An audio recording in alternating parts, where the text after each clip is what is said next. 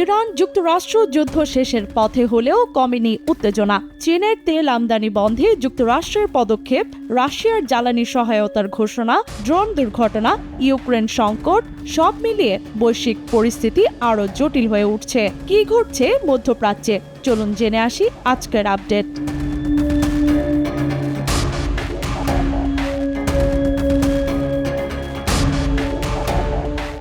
এবার ইরানের সঙ্গে যুদ্ধ শেষের খুব কাছাকাছি বলে জানান যুক্তরাষ্ট্রের প্রেসিডেন্ট ডোনাল্ড ট্রাম্প। তবে এখনও সামরিক অভিযান শেষ হয়নি। ইসলামাবাদে আলোচনায় চুক্তি না হলেও শিগগিরই দ্বিতীয় দফা বৈঠকের সম্ভাবনা রয়েছে বলে জানান তিনি।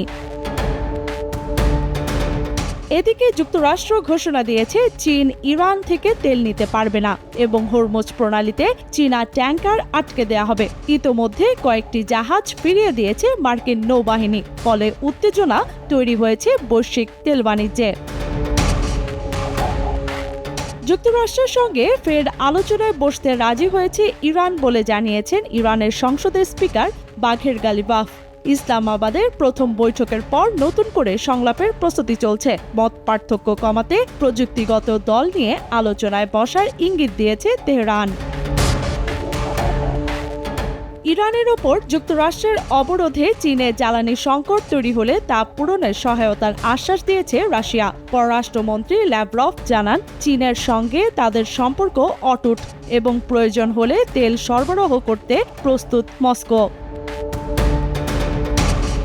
পারস্য উপসাগরে নজরদারির সময় যুক্তরাষ্ট্রের MQ-4C ট্রাইটন ড্রোন বিধ্বস্ত হয়েছে। প্রায় 50,000 ফুট উচ্চতা থেকে হঠাৎ নিচে নেমে এটি নিখোঁজ হয়। দুর্ঘটনার কারণ অজানা, তবে সময়টি যুক্তরাষ্ট্র ইরান যুদ্ধবিরতির পর হওয়ায় তৈরি হয়েছে সন্দেহ।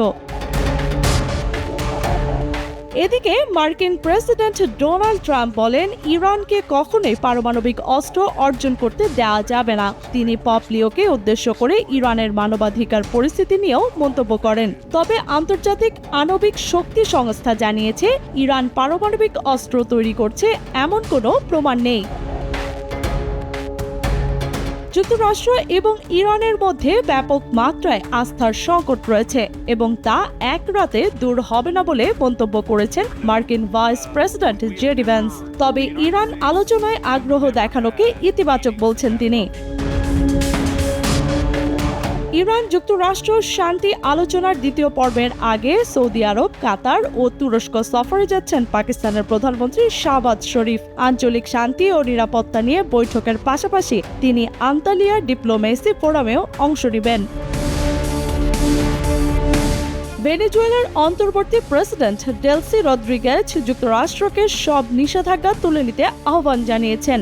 একই সঙ্গে তিনি যুক্তরাষ্ট্রের সঙ্গে দীর্ঘমেয়াদী জ্বালানি অংশীদারিত্ব গড়ার আগ্রহ প্রকাশ করেছেন, যাতে বিনিয়োগ ও অর্থনীতি পুনরুদ্ধার সম্ভব হয়।